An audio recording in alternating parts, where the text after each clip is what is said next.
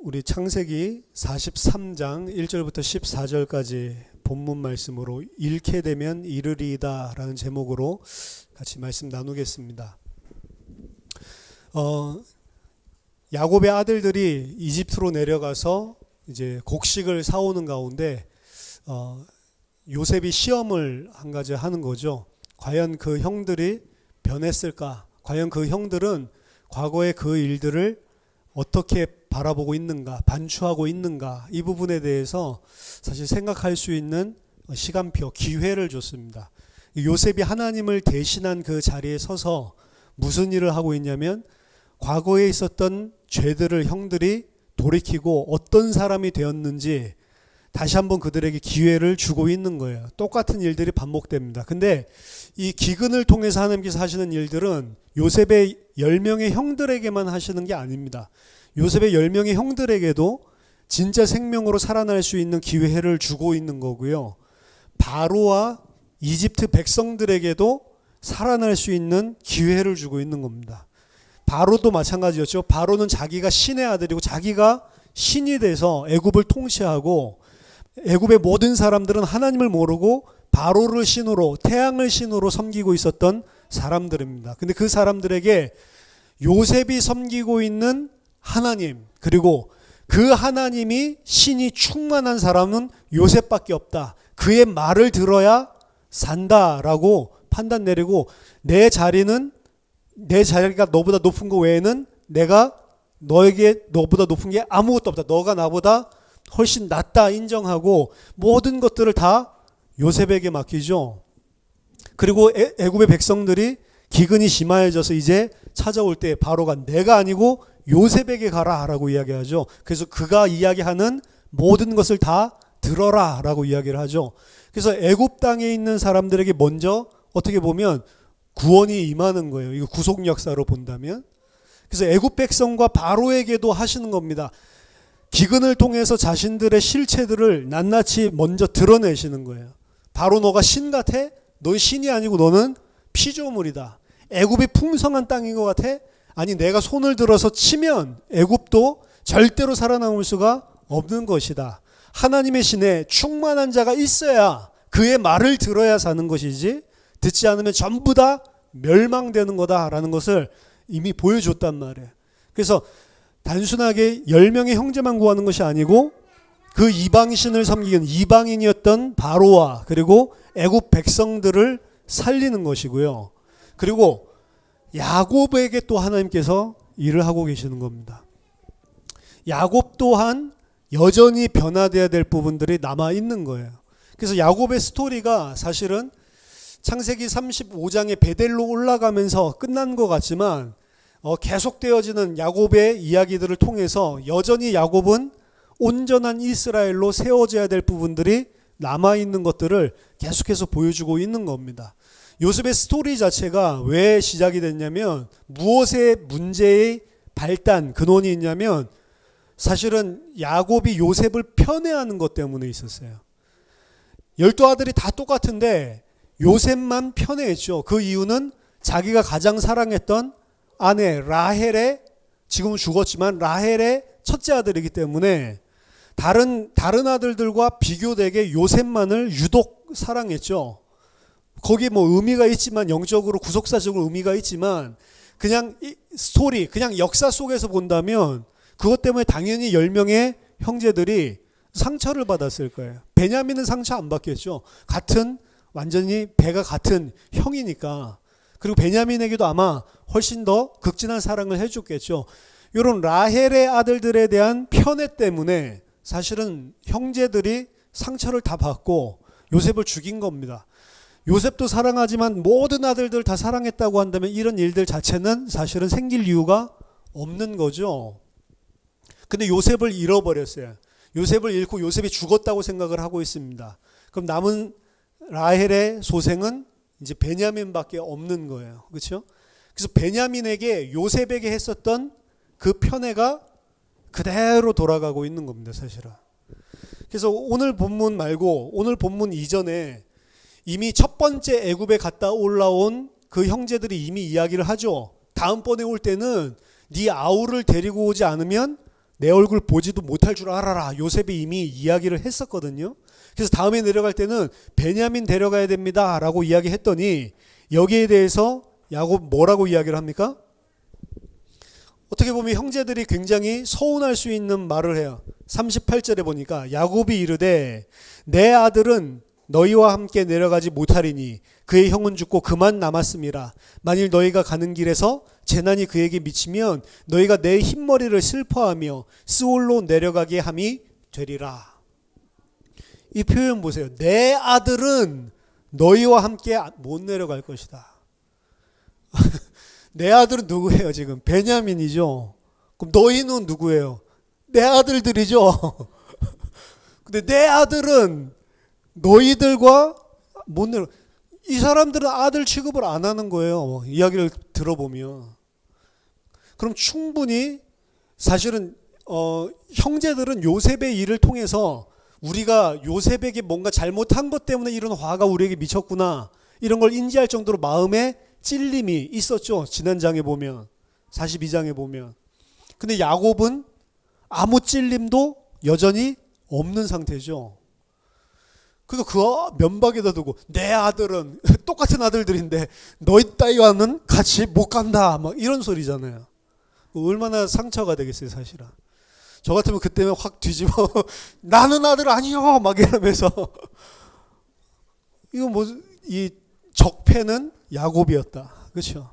야곱에게서 시작된 이 문제를 하나님이 해결을 해야 되는 겁니다. 그래서 오늘 43장에 야곱이란 표현이 안 나와요. 전부 다 야곱을 이스라엘이라고 이야기합니다. 왜 하나님께서 이 문제를 해결해야 되냐?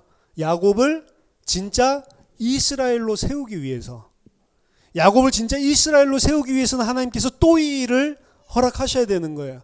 그래서 기근이 2년 만에 끝났으면 다시 내려갈 일 없겠죠? 7년 동안 허락하시는 겁니다. 또다시 기근 이야기가 나오고 그 땅에 기근이 심하고 그렇죠? 여전히 2년밖에 안 지났기 때문에 아직 5년이 더 남아있단 말이에요. 이걸 안다면 끔찍한 일이겠지만 여전히 5년이 더 남아있습니다. 그들이 애굽에서 가져온 곡식을 다 먹음에 그때서야 이제 그 아버지가 야곱이죠. 그들에게 이르되 다시 가서 우리를 위하여 양식을 조금 사오라. 이 앞에 38절이랑 그리고 2절 사이에 기간이 좀 있었겠죠. 우린 지금 바로 한 절 다음으로 읽고 있지만 기간이 있었겠죠. 분명히 아들들이 이야기했거든요. 베냐민 데리고 가지 않으면 우리는 그 앞에 설 수도 없고 절대로 못 내려간다 우리는. 그 이야기했더니 내 아들은 너희들과 같이 갈 수 없다라고 이야기를 했는데 이제 먹을 게 다 떨어지니까 자식들에게 이야기합니다. 애굽에 가서 우리를 위해서 먹을 것 좀 사와. 마치 동네 슈퍼 갔다 오라는 듯이 간단하게 이야기를 하죠. 이 사이에 야곱이 까먹었을까? 까먹었다고 저는 생각하지 않습니다. 그렇죠? 까먹은 게 아니고 까먹은 척 하는 걸까? 아무튼 이 자식들에게 아무것도 아닌 것처럼 만약에 그 아들들이 베냐민 데려오라고 하는 걸 까먹었으면 이 말 듣고 그냥 가겠죠. 그렇게 요행이 그냥 넘겨버리려고 하는 것 같아요. 심산이. 근데 이 아들들은 이미 가서 무슨 일이 생겼죠? 시므온이 지금 인질로 잡혀 있죠. 그리고 그때 원래 처음에 시므온만 잡은 게 아니라 자기 자신들 전부 다 감옥에 3일 동안 가뒀었죠. 그 이야기를 야곱에게 안 했잖아요. 내려가면 만약 이대로 내려가면 우리는 스파이로 몰려서 죽는다라는 사실을 알고 있단 말이에요. 그러니까 아버지는 슈퍼 갔다 와라라고 하는데 쉽게 갔다 올 수가 없는 거죠. 그러니까 유다가 여기서 등장을 하는 겁니다. 아버지에게 말하되 그 사람이 우리에게 엄히 경고하여 이르되 너희 아우가 너희와 함께 오지 아니하면 너희가 내 얼굴을 보지 못하리라 하였으니 아버지께서 우리 아우를 우리와 함께 보내시면 우리가 내려가서 아버지를 위하여 양식을 사려니와 아버지께서 만일 그를 보내지 아니하시면 우리는 내려가지 아니하리니 그 사람이 우리에게 말하기를 너희의 아우가 너희와 함께 오지 아니하면 너희가 내 얼굴을 보지 못하리라 하였음이니이다. 똑같은 말을 반복하죠. 너희 아우가 너희와 함께 오지 아니하면 너희가 얼굴을 보지 못하리라. 3절에서 5절에서 똑같은 거를 강조해서 반복을 하고 있죠. 자, 이 야곱이나 그리고 그 형제들에 대해서 우리들이 살펴볼 때 형제들은 제가 봤을 때 조금 이해가 가는 부분들이 있습니다. 일단은 아버지가 베냐민을 안 내주니까 못 내려가는 거예요. 근데 야곱을 생각해 보면 만약에 야곱이 베냐민이 지금 인질로 잡혀 있다라고 한다면 음식이 다 떨어질 때까지 안 기다렸습니다. 만약에 그 형제들이 다 내려가고 루벤을 남겨놨다. 루벤을 남겨놨는데 베냐민이 인질로 잡혀갔어. 그러면서 루벤을 데리고 오지 않으면 이제 다시는 그 얼굴을 보지 못한다고 합니다. 처음 말했으면 42장에 그래 빨리 루벤 데리고 가서 베냐민 빨리 찾아와. 그거부터 먼저 했겠죠. 근데 지금 갇혀있는 사람 누구죠? 시므온. 별로 내가 신경 쓰지 않아도 되는 시므온. 그러니까 그 양식 다 떨어질 때까지 시므온 찾아와야겠다 생각 자체를 아예 안 하는 거예요. 뭐 형제들도 안 했을 수 있지만 저는 가장 포인트가 야곱이라고 생각합니다. 왜? 야곱은 이미 자기 아들은 누구밖에 없어요? 베냐민밖에 없는 거예요. 베냐민만 내 아들이에요. 그 시므온에 대해서는 여기서도 야 빨리 애굽에 내려가서 양식 사와. 그게 목적이지. 빨리 내려가서 시므온 좀 찾아와야 되지 않냐. 지금 몇 달이 지금 흘렀냐. 전혀 애타는 게 없죠. 이 야곱의 이 매정함, 그렇죠? 그 야곱의 이 사악함, 죄죠. 그 야곱을 차지하고 있는 마음속을 차지하고 있는 이 베냐민이라고 하는 거, 이 베냐민이라고 하는 것들 때문에 다른 것들은 아무것도 아닌 것입니다. 사실 야곱의 가장 그럼 지금 큰 문제는 뭐냐면 베냐민인 거예요. 이게 우상입니다. 우상. 이걸 안 깨트리면 안 되는 거예요. 창세기 42장 지난주 설교하면서 이게 시험, 하나님이 아브라함을 시험하는 세팅이랑 똑같은 단어들이 등장한다라고 제가 말씀드렸죠.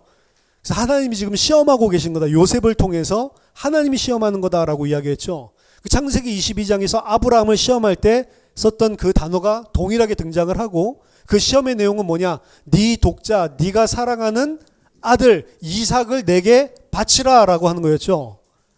아브라함의 가장 큰 우상. 지금 이 야곱의 가장 큰 우상은 누구예요? 베냐민입니다. 그 아들을 지금 바치라고 하는 거예요, 사실은. 왜? 그래야 네가 이스라엘 될 수 있으니까. 근데 야곱은 바치기가 싫은 겁니다.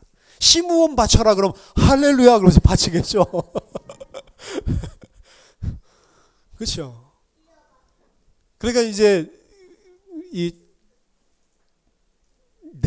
내가 일생을 살아가면서 가장 소중하게 생각하는 거, 내가 살아가면서 별로 필요 없다라고 생각하는 거 바치라 그러면 감사하게 바칠 수 있어요. 네 남편을 바쳐라 할렐루야 그냥 막 바치겠죠. 근데 네 남편 말고 네가 사랑하는 베냐민 바쳐라 그러면 못 바치는 거예요. 그렇죠? 하나님이 안 속습니다. 그래서 사실은 요셉을 잃어버렸을 때 야곱은 이 생각을 했어야 되는 거예요. 요셉을 내가 우상처럼 생각하고 내가 요셉을 갖다가 편애하고 이렇게 했더니 하나님께서 이 사단이 나게 만드는구나. 이 책임은 다 내게 있다. 이걸 사실은 깨달았어야 돼요. 근데 요셉을 잃어버리고 나서도 못 깨닫는 겁니다. 이제 요셉이 없으니까 요셉 대신에 베냐민. 그렇죠? 그러니까 하나님께서 그 베냐민을 들춰내는 작업을 오늘 하고 계시는 겁니다. 그때 이제 유다가 나서서 절대로 그 아들이 없으면 우리가 가지 못한다라고 이야기를 하고 있는 거죠. 생명의 양식을 얻기 위해서 필요한 것. 지금 이 구도를 본다면 가나안 땅이건 전 모든 땅이 다 기근에 7년 동안 앞으로 물들기 때문에 요셉에게만 양식이 있고 요셉에게만 생명이 있습니다. 생명을 얻기 위해서는 요셉을 찾아가지 않으면 안 되는 거예요. 요셉에게 가지 않으면 전부 다 죽습니다. 생명을 얻으려면 요셉에게 가야 돼요. 근데 요셉에게 가려면 요셉에게 가서 요셉에게 있는 그 생명을 얻기 위해서는 뭐가 필요하냐? 베냐민을 버려야 되는 거예요. 베냐민을 버리지 않으면 그 생명의 양식을 얻지 못하는 것입니다. 야곱의 입장에서 오늘 이야기를 본단 말이에요. 그래서 이스라엘 만들기 위해서, 야곱을 이스라엘로 만들기 위해서 하나님께서는 야곱이 진짜 생명을 얻기 위해서는 뭐가 필요하냐면 베냐민을 내어놓는 게 필요한 거예요. 우리 인생의 베냐민들이 다 있단 말이에요. 내가 가지고 있는 베냐민은 끝까지 여러 가지 하나님께서 일들을 하시는데 동일한 일들을 그래서 벌이신다고 그랬죠. 동일한 일들이 계속해서 인생에 부딪히게 만드는데 그거를 못 놓는 거예요, 사실은. 유다가 하나님의 말씀을 분명하게 전달을 하는 겁니다. 3절 5절에 너희 아우가 너희와 함께 오지 아니하면 너희가 내 얼굴을 보지 못하리라. 야곱은 요셉을 이룬 후 가장 사랑했던 그 아들을 내어 놓아야만 생명의 양식을 얻을 수가 있는 것입니다. 그랬더니 야곱의 반응이 뭡니까? 그래, 베냐민을 보내마. 그게 아니고 6절에 이스라엘에 이르되 너희가 어찌하여 너에게 또 다른 아우가 있다고 하여 그 사람에게 말하여 나를 괴롭게 하였느냐. 왜 쓸데없는 소리를 해가지고 아우 데리고 오라고 그렇게 하냐. 그렇죠? 이 상황은 이제 이 베냐민을 뺏겨야 되는 것 같은 느낌은 드는데 이제 그 탓을 막 이쪽으로 다 쏟아 놓는 거죠. 제가 이야기했죠. 이 일은 왜 생겼다고요? 야곱 때문에 생겼다고. 야곱의 형들 때문에 생긴 거는 형들 때문에 생긴 것들을 하나님께서 그들에게 물으실 것이고 그들 때문에만 생긴 게 아니고 나도 다 엮여 있다니까. 자, 기근을 통해서 하나님께서 바로와 애굽 10명의 형들 그리고 야곱 전부 다 동시다발적으로 똑같은 사건을 통해서 일을 하시죠. 똑같은 사건을 통해서 일을 하시는데 우리는 눈이 어디에 밝으냐면 다른 사람, 이 사람을 이렇게 하기 위해서 하는구나. 눈이 우리는 굉장히 밝아요. 그래서 이 일이 터지면 이 사람 탓을 많이 합니다. 그리고 이 사람 탓을 말하는 게 틀렸냐? 맞아요. 이 사람들 때문에 하신 거 맞아요. 근데 하나님은 그렇게 일하시는 게 아니고 이 사람들에게만 일하는 게 아니라 누구에게도 일하고 계시다고요? 나에게도 일을 하고 계시다고. 근데 우리는 뭐 보는 게 더 밝다고요? 남에게 하는 것만 밝다고. 그러니까 내가 아니고 너 때문에 지금 이렇게 됐잖아. 아니요. 야곱 때문에 이렇게 됐어요. 각자가 그렇게 생각해야 된다고. 아들들은 어떻게 생각해요? 아버지 때문에 이렇게 됐어요. 아니요. 아들들은 나 때문에 지금 이렇게 됐구나 생각을 해야 된다. 그렇죠? 전부 다 일과 사건들이 생겼을 때 나를 중심으로 봐야 된다고요. 근데 우리는 계속 남이 떠오르죠. 심지어 말씀 들을 때도 이거 누구랑 비슷한데 계속 남 생각하고 계속 남에게 돌을 던지고 있죠. 야곱이 오늘 그러는 겁니다. 쓸데없는 소리 해가지고 지금 이런 일이, 쓸데없는 소리에서 그런 일이 생긴 게 아니고 하나님이 야곱을 이스라엘 만들기 위해서 필연적인 사건이 일어나는 것 뿐입니다. 우리에게 일어나는 일들은 쓸데없는 사건이 하나도 없다. 전부 다 하나님이 필연적으로 일어나게 하는 거다. 일이 이렇게 잘 안 풀리는데요. 안 풀리는 그게 하나님이 하시려는 일들입니다. 하나님이 하시는 일들이 전부 다 우리들 삶들 속에 일어나는 것 뿐이지 필요 없는 것들이 하나도 없어요. 그래서 항상 기뻐하고 감사하라는 거예요. 왜? 하나님이 항상 모든 것들을 다 필요하기 때문에 가장 좋은 것을 우리에게 주시기 위해서 야곱을 이스라엘로 만들기 위해서 주시는 거기 때문에 감사하고 기뻐하라는 겁니다. 그 신실하신 하나님을 믿으라는 거예요. 그거를 못하는 거죠. 내놓지를 못하는 겁니다. 왜? 하나님이 봤을 때 가장 좋은 것은 내가 봤을 때 지금 가장 좋지가 않아요. 그게 뭔지를 모르니까. 하나님은 야곱을 이스라엘로 만드는 게 가장 좋은 거라고요. 하나님 보실 때는.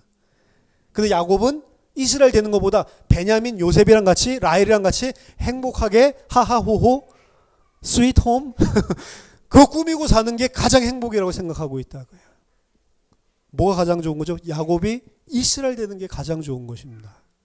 그게 안 보이는 거죠. 어린아이에게 사탕을 하나 주고 그리고 신용카드를 하나 주면 당연히 사탕을 선택하겠죠. 우리는 당연히 신용카드죠.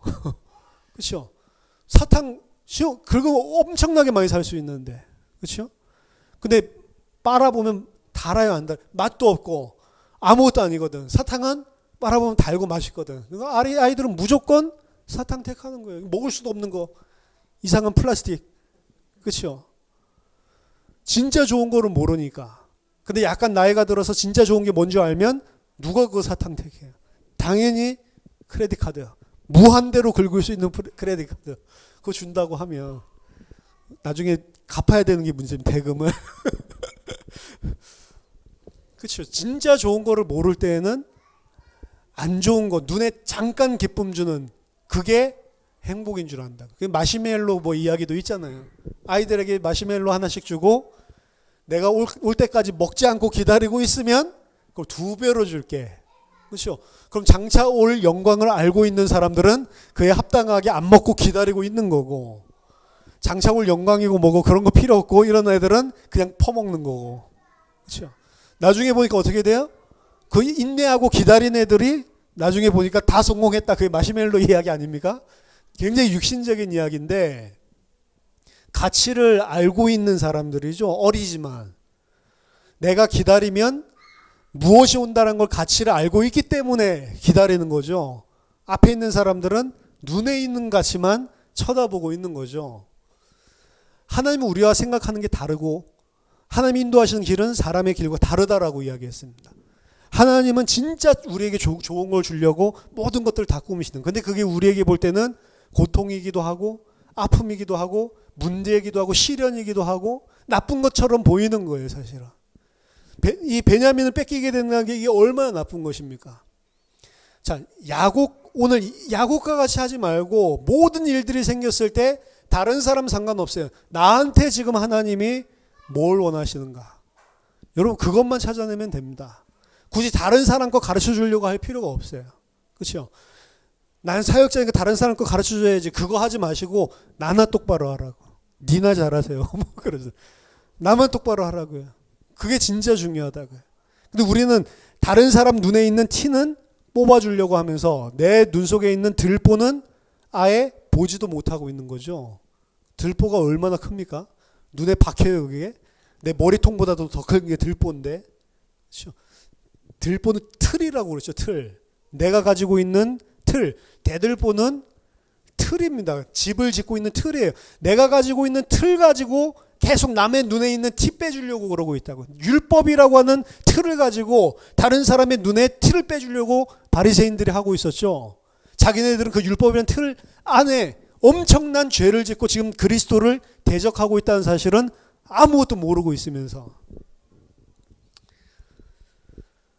그래서 남에게 또 이야기하면 쓸데없는 말을 해가지고 나를 괴롭게 하고 있냐? 아니요. 쓸데없는 말을 해서 나를 괴롭혀야 하는 건 그 아들들이 아니고 하나님이 괴롭게 하고 있는 거예요. 그렇죠? 하나님이 지금 야곱을 괴롭게 하고 있는 겁니다. 그래서 오늘 본문에서 계속 이스라엘이 이렇게 야곱을 표현을 하고 있는 거예요.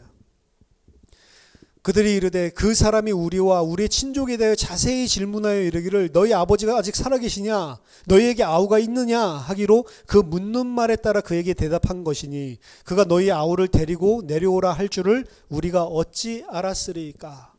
앞에서는 자세하게 설명이 안 나와 있는데 오늘 7절에서는 왜 아우가 있다고 이야기를 했는지 이런 부분들이 더 자세히 나옵니다.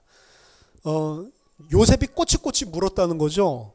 그렇죠. 거기 가서 곡식 사러 갔는데 굳이 우리 아버지가 가나안에 있습니다. 아우가 있습니다. 우리가 몇 형제입니다. 이게 이야기를 할 필요가 없잖아요. 보니까 요셉이 일부러 유도신문을 한 거죠. 꼬치꼬치 물었대요. 꼬치꼬치 물을 수 있었던 이유는 뭐냐? 요셉은 그들을 알고 있기 때문에.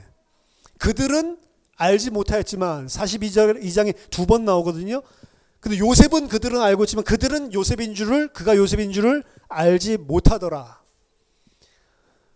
하나님이 우리를 알고 부르시는 거고 우리는 하나님을 모르고 있을 때 하나님 부르신단 말이에요. 근데 우리는 전혀 모르고 있을 때에도 하나님은 우리에게 우리를 하나님의 백성으로 이스라엘로 만들기 위해서 우리의 모든 것들을 알고 하나하나 우리가 그 안으로 하나님이 원하시는 답으로 끌려갈 수밖에 없게끔 하나하나 유도신문하시죠.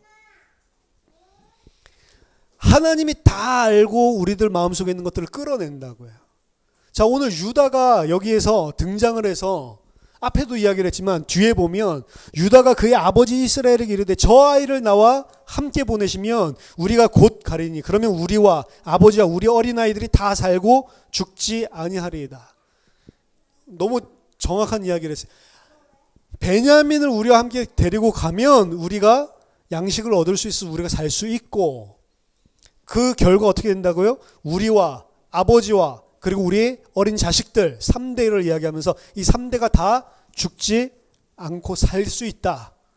근데 만약 베냐민을 안 데리고 가면 베냐민도 죽고 아버지도 죽고 우리 다 죽고 우리 자식들까지 다 죽고, 가나안 땅에는 생명이 없어요. 지금 애굽에 생명이 있다고.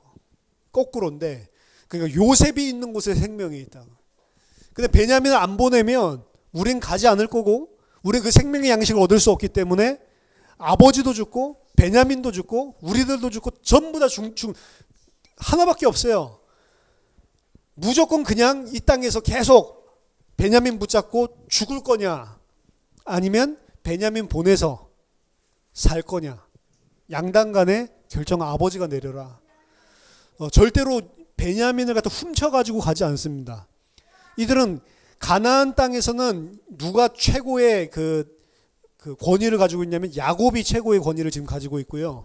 애굽 땅에서는 요셉이 최고의 권위를 가지고 있습니다. 이 사이에서 이 아들들은 가나안 땅에서는 야곱에게 온전히 지금 복종하는 모습이고, 애굽에 가서는 애굽의 요셉에게 온전히 복종하는 모습을 취하고 있고, 중간에 자기네들의 뭐를 가로채려고 하지 않아요. 그래서 중요한 거는 지금 아들들의 모습이 아니고 사실은 이 야곱의 모습에 결단해야 될 부분들이 필요한 겁니다. 당신이 아들을 버리지 않고 다 같이 죽을 거냐, 아니면 가서 양식 얻을 수 있는, 생명 얻을 수 있는 기회를 살릴 거냐. 그러면서 9절에 내가 그를 위하여 담보가 되오리니 아버지께서 내 손에서 그를 찾으소서. 내가 만일 그를 아버지께 데려다 아버지 앞에 두지 아니하면 내가 영원히 죄를 지리이다. 자, 42장에서도 르우벤이 비슷한 이야기를 했었습니다. 근데 르우벤은 뭐라고 이야기했죠? 르우벤이 그의 아버지에게 42장 37절 말하여 이르기를 내가 그를 아버지께로 데리고 오지 아니하거든 내 두 아들을 죽이소서. 그를 내 손에 맡기소서. 내가 그를 아버지께로 데리고 돌아오리이다. 르우벤은 자기 두 아들을 아버지께 주면서 만약에 베냐민을 내가 데려오지 못하면 내 두 아들을 죽이십시오. 그 이상한 거죠. 자기가 돌아왔는데 누구를 죽여? 자기를 안 죽이고 자기 두 아들을 죽이래요. 그렇죠? 근데 유다는 오늘 뭐라고 합니까? 자기가 만약 베냐민을 데리고 오지 못하면 자기 자신에게서 죄를 찾으라고 이야기하죠. 르우벤과 다른 것입니다.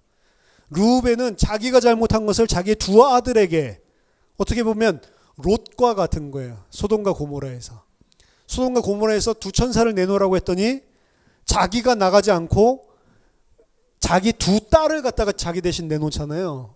소돔 고모라 설교할 때 잠깐 말씀드렸지만, 마찬가지로 르우벤 또한 실제로는 롯과 똑같은 영적인 상태라는 거죠.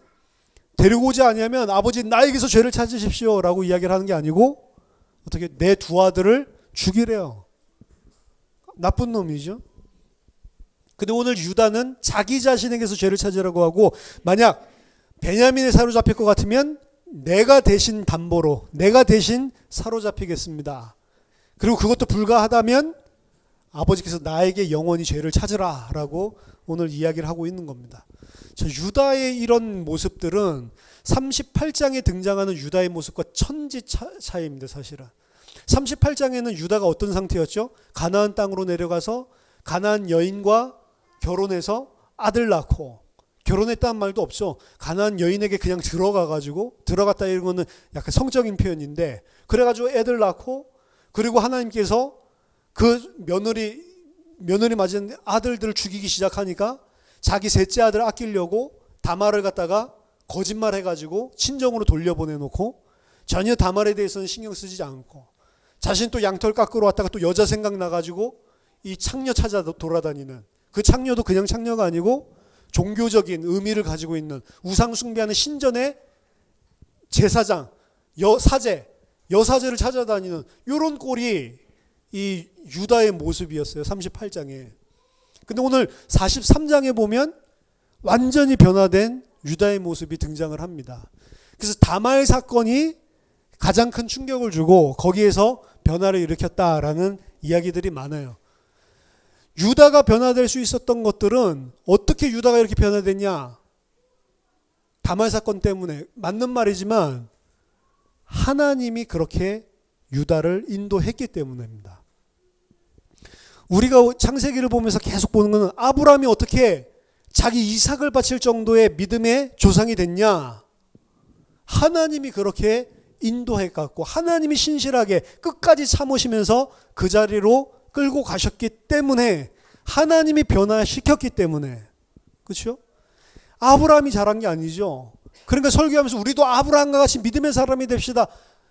틀린 말입니다. 그렇죠?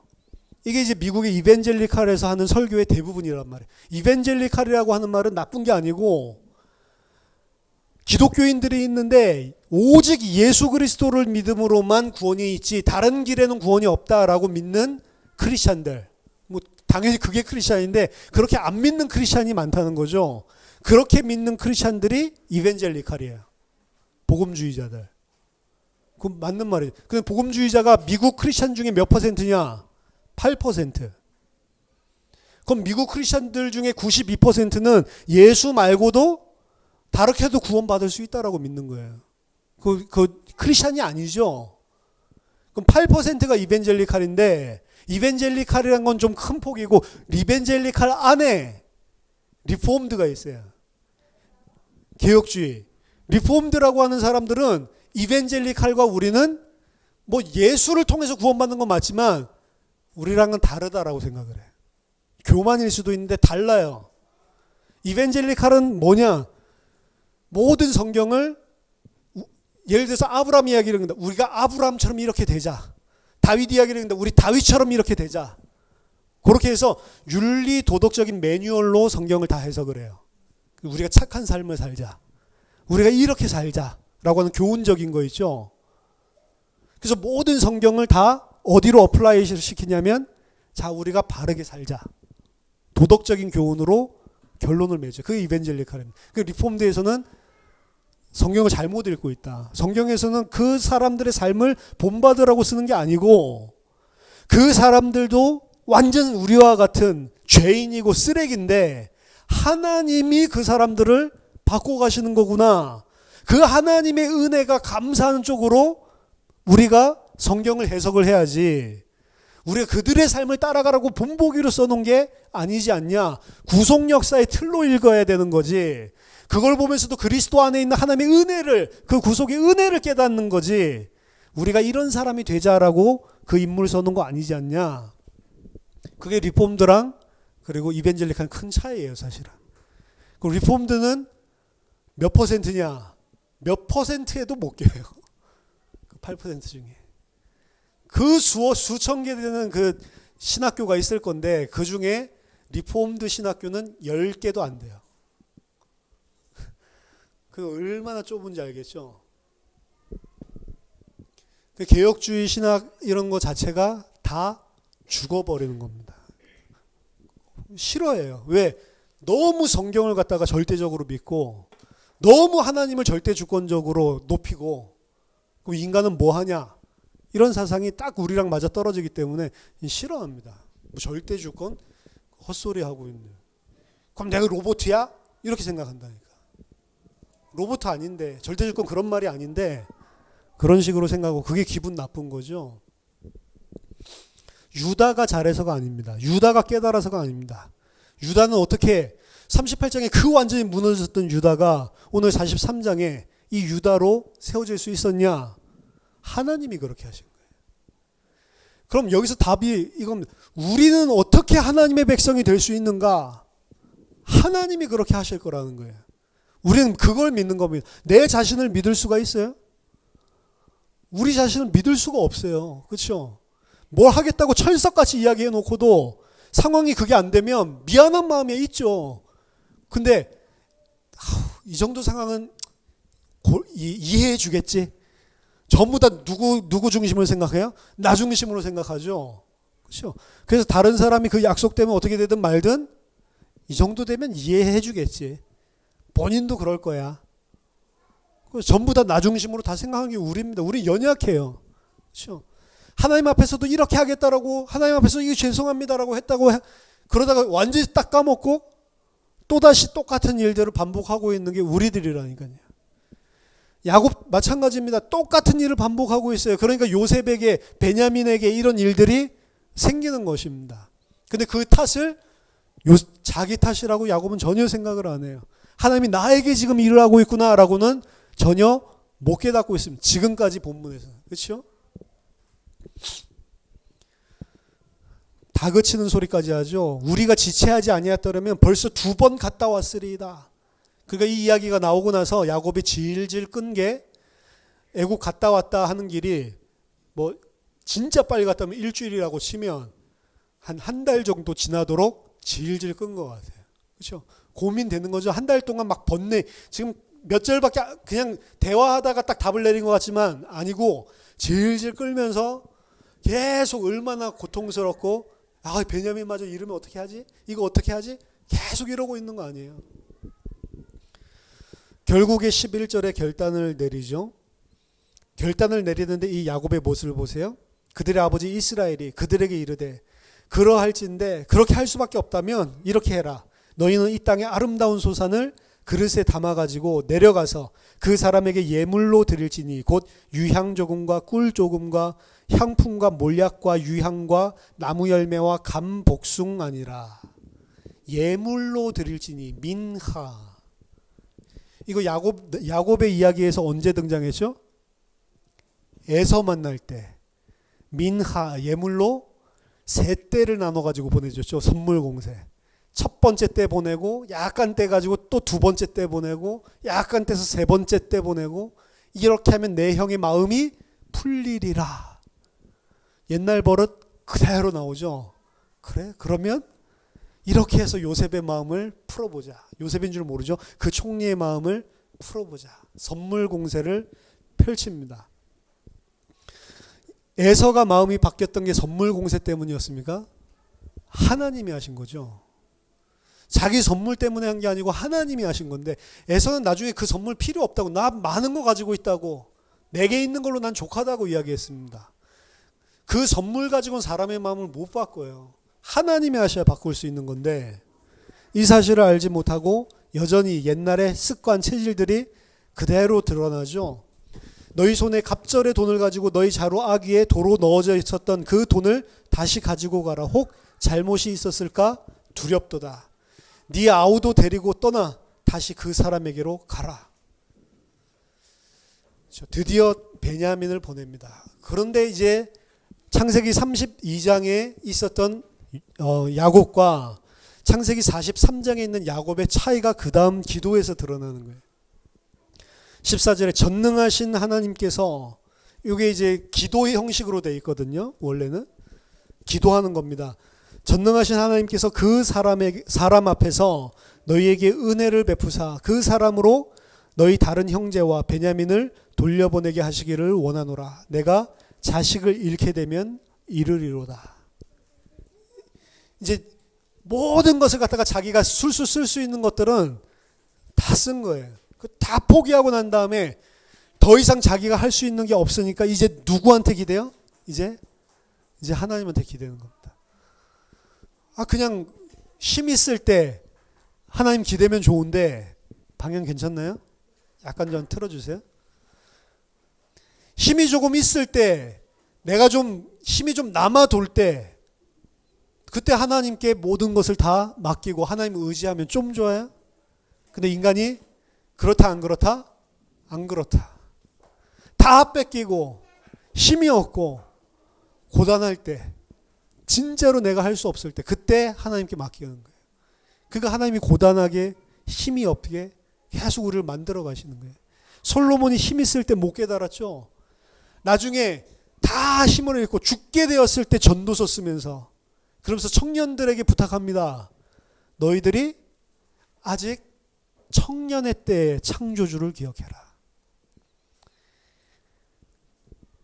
비가 내리고 구름이 다시 일어나기 전에, 먹구름이 와야 비가 오잖아요. 그 검은 머리가 흰머리 되기 전에, 나는 아무 낙이 없다고 할 해가 가깝기 전에, 맷돌 소리, 이빨, 먹는 거 소리가 그치기 전에 나중에 잘 먹지도 못하다니까.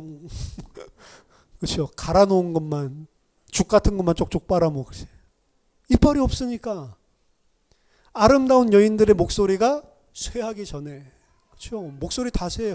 저도 얼마나 꾀꼬리 같았는데 원래. 진짜 높이 올라갔거든요. 음이. 샤우팅 창법. 이래가지고 막 옛날에 뭐 스틸 하트 노래라든지 막 이런 막 진짜 높이 올라가는 거 있잖아요. 그거 다 따라 부르고 더 높게도 부르고 키 올려가지고. 지금 안 올라가요. 목소리 새하기 전에, 새의 울음소리에 잠이 깨기 전에. 새가 울면 여러분 잠 깹니까? 늙었다는 증거입니다. 새벽에 새가 우는 거 모르죠? 보통 사람들. 늙으면 안다니까. 저 미국 가니까 새가 울더라고. 새벽에 동 트기 전에 새들이 웁니다. 짹짹짹. 시차가 있으니까 그때 들리더라고요. 그래서 아 진짜 성경이 맞구나. 그 시간표가 다 오기 전에, 시간표 오고 나서 깨닫는 거는 쉽습니다. 근데 청년에게 이야기하는 거예요. 청년인데 이 세상에 답이 없구나. 오직 여호와를 경외하는 게 답이구나.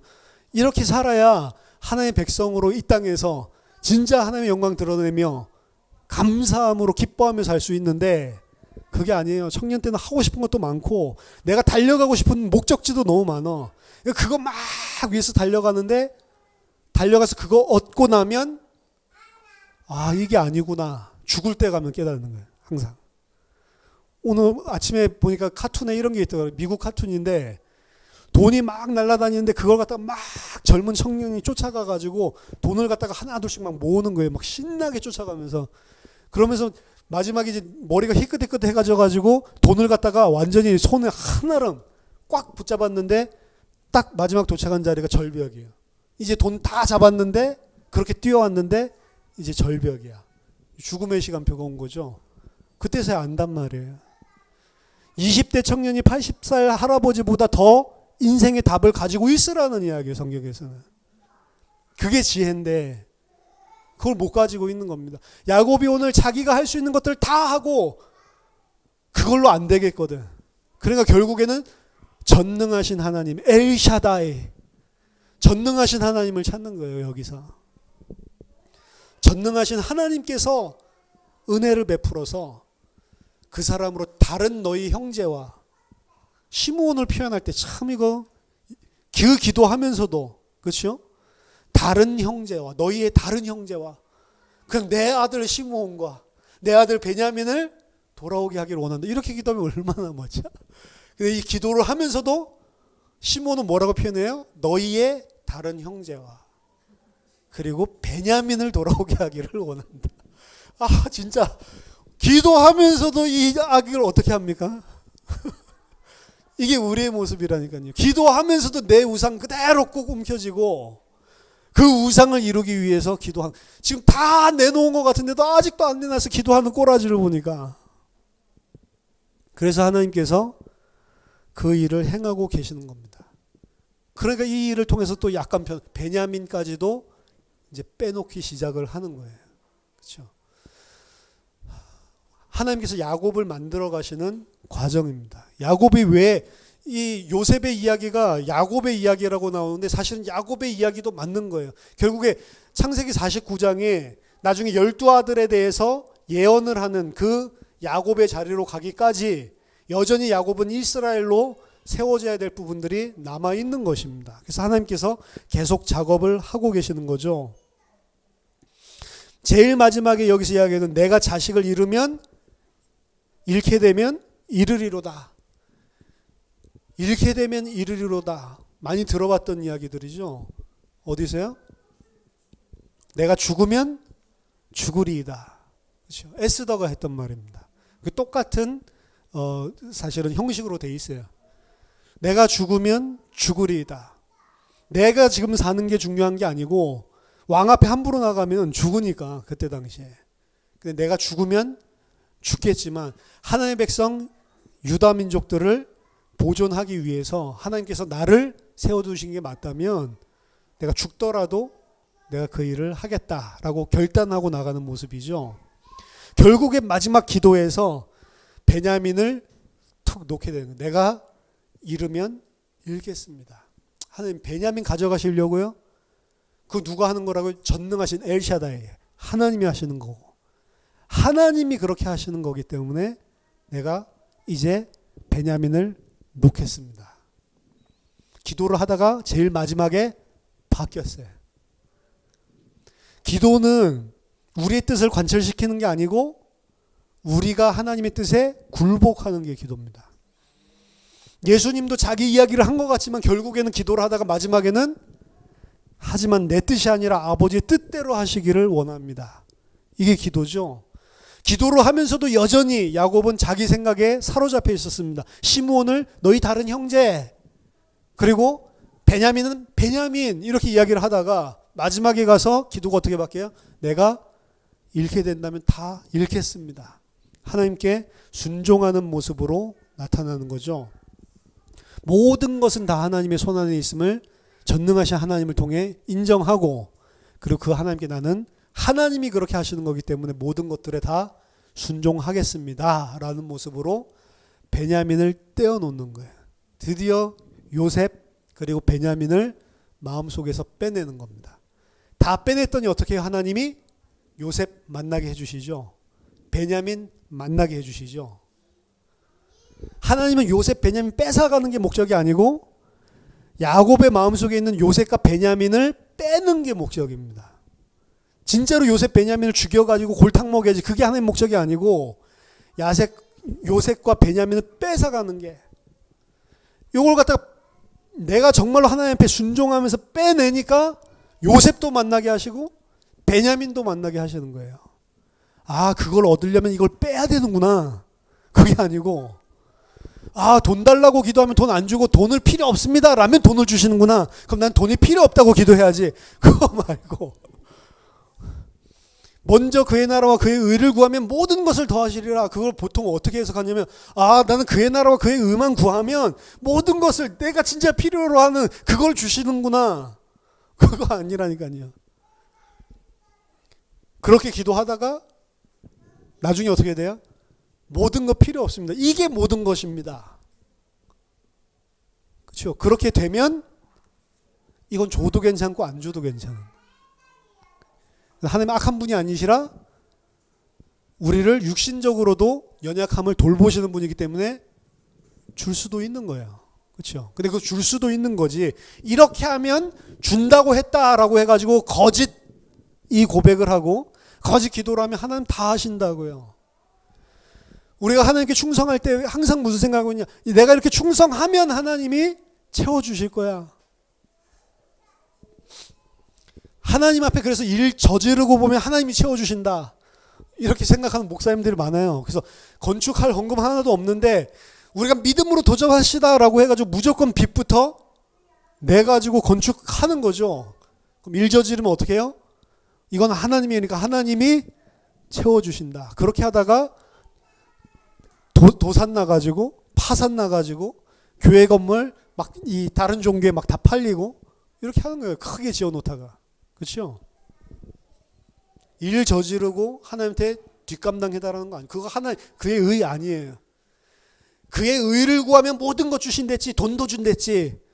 돈이 필요하면 돈 기도하지 마라. 그의 의를 기도해라. 이렇게 설교도 한다니까요. 그럼 하나님이 그의 의도 이루고 돈도 주신다. 그거 아니라니까. 그러니까 이것저것 기도할 필요 없이 그거의 의만 구하면 나머지 다 하나님이 알아서 채워주신다. 그러니까 기도 제목 많을 필요 없다. 그의 의만 구해라. 그럼 그의 의가 뭔데요? 그의 나라와 그의 의를 구하라고 했는데 그의 나라가 뭐고 그의 의가 뭔데요? 전 옛날에 세계복음화 아니 그러니까 그의 나라가 뭔데요? 하나님의 통치. 하나님께 전적으로 순종하는 것을 구하는 거예요. 하나님의 나라를 구한다는 것은 하나님의 나라는 딱 한 가지. 하나님이 통치하고 우리는 온전히 순종한다. 그의 나라를 구하는 것은 하나님이 나의 하나님이 되시고 나는 하나님의 백성이 돼서 온전히 순종하게 하옵소서. 그거 기도하라는 거예요. 그러면 나는 지금 돈이 필요하다고 주장하고 있었던 그 사람이 모든 천지 만물을 주관하시는 하나님이 나의 왕이 되시고 나는 다스림을 받는다. 거기 들어가면 지금 이게 필요합니다, 안 필요합니다 말할 가치가 없는 거예요, 사실은. 하나님의 통치를 안 받을 때는 하나님 내가 이게 있으면 이게 있어야지 삽니다. 베냐민이 있어야지 살아요. 근데 하나님의 통치를 받게 되면 베냐민 필요 없는 겁니다. 이렇게 되면 이르리이다. 이렇게 되는 거예요. 그게 하나님의 나라를 구하는 건데 어떻게 이걸 두 개를 갖다가 이걸 갖다가 구하면 1+1 같이 이걸 준다 이런 식으로 설교를 하냐고요. 말이 안 되는 거지. 그의 의를 구한다는 건 뭡니까? 그의 의, 하나님의 의는 하나밖에 없어요. 그리스도밖에 없습니다. 그의 의를 구한다고 하는, 우리는 기도를 하면서도 내 기도의 의를 통해서 응답받는다고 착각을 한다고요. 그래서 기도를 빡세게 하면 하나님이 강하게 역사하신다. 금식해서 우리가 기도하면 하나님 강하게 두세 사람이 모여서 기도하면 하나님이 강하게 역사한다. 모여서 기도하자. 철야에서 기도하면 하나님이 강하게 아니요. 철야에서 기도한다고 강하게 역사하는 게 아니고, 내가 혼자 기도하면 약하게 역사하는 게 아니고, 내 의에 달려있는 게 아니란 말이에요.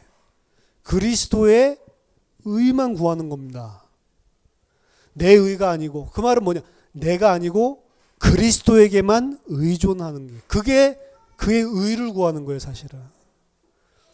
이스라엘 백성은 이 바리새인들은 자기 의를 내세우기 위해서 하나님의 의를 애써 부인했고 그걸 짓밟아 버렸죠.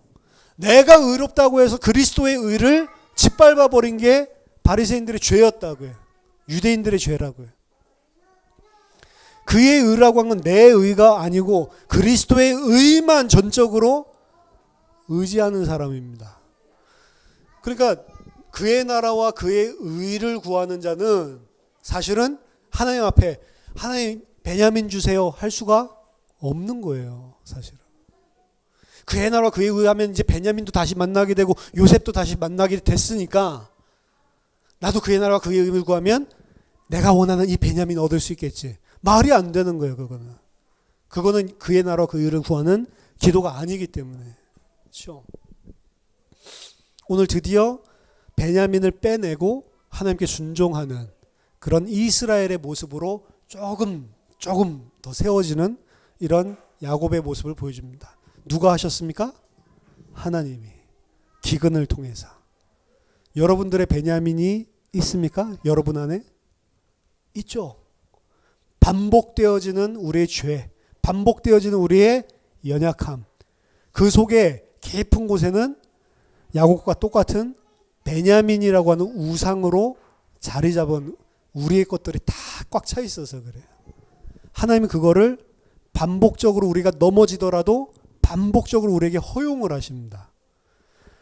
허용을 한다, 요 정도 차원이 아니고 하나님께서 일부러 허락하세요. 반복적으로 넘어진 가운데 하나님께서 계속해서 우리에게 젠틀하십니다. 하나님은 우리 인격에게 계속해서 설득시키고 물어보시는 거예요.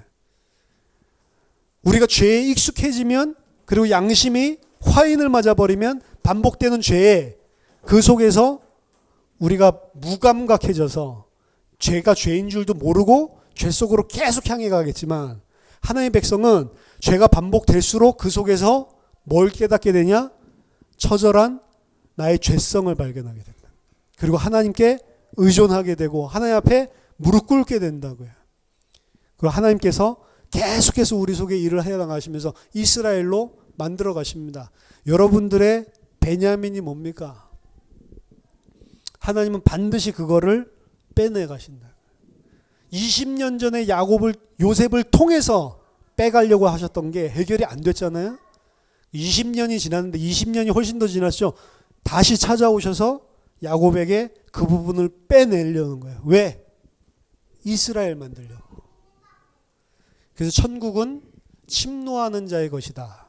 그래서 우리가 천국을 침노하는 게 아니고, 그 해석이 두 가지 되는데, 하나는 내가 천국을 침노해서 강도처럼 파고 침입하는 것이다, 이렇게도 해석을 할 수 있고, 천국은 침노하는 것이다 라고 할 때 어떻게, 천국이 하나님의 나라가 우리에게 침노해서 들어오는 자의 것이다. 전 후자가 맞다라고 생각하거든요. 우리가 천국을 파고 들어갈 수 있는 재간이 없어요. 우리에게는. 하나님이 그리스도의 은혜로 우리에게 파고 들어오셔야지만 천국이 이룰 수 있는 거예요, 사실은. 우리가 가는 게 아니고 하나님이 오셔야지만 되는 거라고요. 천국은 침노하는 자의 것이다. 천국은 하늘이 우리에게 침노에 들어와야지만, 침노에 들어오면 우리를 공격해서 들어오는 거예요. 우리를 침투해서 들어온다고. 그 사람의 것이다. 야곱에게 오늘 하나님께서 침노해서 들어가시는 거예요. 야곱에 있는 그 우상을 빼앗기 위해서 그 마음속으로 침투해서 들어가서 결국에는 그거를 뺏어내시는 겁니다. 왜? 그래야 이스라엘 될 수 있으니까. 하나님께서 우리 안에 있는 베냐민을 반드시 침노에 들어오셔서 빼내시고 우리를 이스라엘 만들어가는 게 성도의 삶이라고요. 우상이기 때문에 아플 수 있습니다. 괜찮습니다. 아픔 잠깐이지만 우리에게 영원한 생명이 있는 것이고, 우리에게 생기는 고난과 문제를 두려워하지 말고 그때 뭘 봐야 되냐? 나의 베냐민을 살펴봐야 되는 거예요. 그리고 어떤 고백이 결국엔 나와야 되냐? 하나님이 잃게 하시면 잃겠습니다. 하나님이 죽게 하시면 죽겠습니다. 하나님이 모든 것을 통치하고 다스려 주심을 믿습니다. 그게 우리가 할 수 있는 연약한 피조물이 당연히 해야만 하는, 그리고 그게 할 수 있는 우리의 유일한 길입니다. 저와 여러분들이 우리 속에 있는 그 베냐민을 떼어내고 하나님의 백성으로 이스라엘로 온전히 서게 되는 은혜가 있기를 예수 이름으로 축원합니다. 하나님 아버지, 은혜를 감사드립니다. 우리를 이스라엘 만들기 위해서 우리 마음속에 침투해 들어오셔서 우리 속에 우리가 알지도 못하고 있었던 베냐민까지도 다 드러내시고 뽑아내셔서 하나님의 백성 삼아주시는 그 은혜를 감사드립니다. 하나님 앞에 온전히 순종하고 잃게 되면 잃으리이다, 내가 죽으면 죽으리이다, 하나님께 모든 것을 다 의탁하고 하나님께 순종하는 주의 백성들 다 될 수 있도록 은혜와 믿음을 허락해 주시옵소서. 예수 그리스도 이름으로 기도하옵나이다. 아멘.